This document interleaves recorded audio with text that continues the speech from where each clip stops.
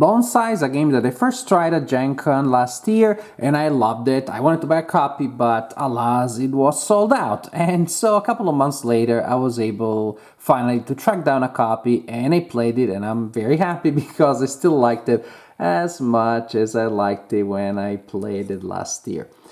The game can be played with 1 to 4 players, and so I played multiplayer with my family, and I also played it solo. The AI is very simple, because ultimately this is a game that doesn't have a lot of direct interaction, so the AI simply collects cards from the center, and in that it impacts you, which is very similar to the way the other players will impact you during the game anyways. So we're going to create bonsais. This tile here we'll use to organize upgrades that we get as the game progresses. And this is the little vase with a little cute stump there. And that is what we will use to build our bonsai. And then we have a board in the middle of the table, a board with 4 slots, 4 cards, any deck of cards that will be placed there. The cards will come out of that deck. When somebody takes a card, the remaining ones slide down toward the right. And in so doing, they go to occupy slots with increasingly good rewards. The actions that you take in the game are super simple. When it is your turn, you take one action, and the action is either to collect a card from the center or to use tiles to build your bonsai. When you collect a card from the center, you collect tiles indicated on icons on it, if that is the case. So that would be the case. I would collect those 2 tiles and flip the next card. As you can see, again, there are also icons printed on the board, and then you would collect those tiles in that case. For example, collecting a fruit and leaves in that case. And again, as I said, these go down there. Well, where do the cards go after you collect them? These cards here, they go on the right side of your personal display, like so. And so after a while, that side of your personal display may look like that. All that matters is the bands that are showing after the first. The cards, these are the cards, go on this other side. So you see they form a really nice, not just a tableau, but a picture. The cards that you put on this side increase your capacity, which is the number of tiles that you can store in your personal area. So right now, you start with 5, right now I can store up to 7 tiles. And so suppose I got 4 right now. Suppose that after a couple of turns, this is the situation, that will still be okay. If at the end of my turn I have more than my capacity, then I need to discard the cards in excess. Other cards that you collect, such as these ones, go face down in your personal scoring pile because you will be able to score them at the end of the game. Some have a condition that explains how it's scored. For example, this one victory point per leaf tile that you have on your bonsai at the end of the game. These are the cards, and these are the cards per se. Don't do anything, they go in your scoring pile because there may be a scoring card that gives you point for each of these that you have in your personal scoring pile. So that's pretty much for the action of collecting cards. It is that simple. You take one and you either add it to your tableau or you place it in your personal scoring pile. And that's and then again you collect rewards possibly, and that's how that goes. But I know you're all excited about it's time to build our cute little tree. It is. When instead of collecting a card, you take the action of building your bonsai, you will use the tiles that you have collected here. The number and type that you can use is indicated on your starting tile and by these other upgrades. So right now, for a single action of contributing to my bonsai, I could place 1 wood, 3 leaves, 1 fruit, and any 1 piece. And so actually what I like to do is to actually place them there as a reminder. Otherwise sometimes I place 1 and then I'm like, wait a second, did I place 1 or 2? How many do I still have? I'll be able to place all of these, for example. When you place your tiles, well, you need to start with wood, and the wood needs to be attached to other wood, and so Suppose these would be legal placements. Again, I'm not looking now at whether I'm allowed or not. I'm just showing you what is legal to attach to your bonsai. Leaves, they need to be attached to wood, and there's a little edge there indicating that. So that would all be nice and legal. Booyah. Flowers need to be attached to leaves, and you want to keep them not surrounded by other things. They score more points that way. And the fruits need to be attached to two leaves that are next to each other, just like that. As you can see, the tiles, the image printed on the tiles already reminds you of how to use it. So right now, that would be a legal placement, at least in terms of where things go.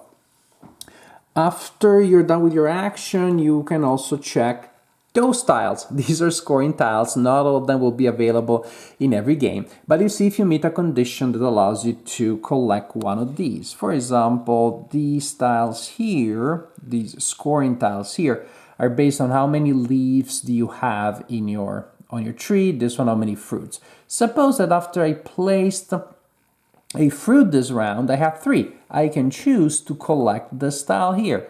For 3 fruit, it will give me 9 victory points at the end of the game.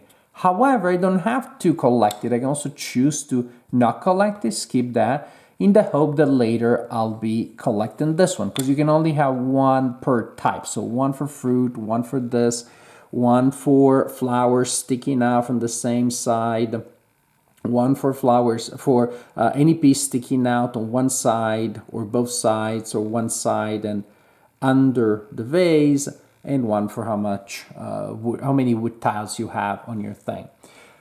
So if I decide, oh, I got 3, but I'll go for 4, but somebody else takes the 4 now, well, too bad for me. I need to wait until maybe I get the 5 if I ever get there. So there's a decision to be made there. So this is how it works. Collect cards to increase your tableau and collect resources from time to time.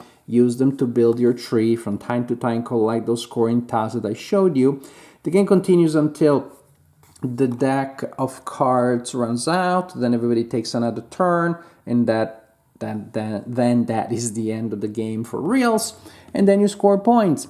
You will score 3 points for each green tile on your tree, 1 point for each side of each flower that doesn't touch anything else. So right now there will be 5 victory points because 5 sides are unencumbered. That flower right now will be 4 victory points.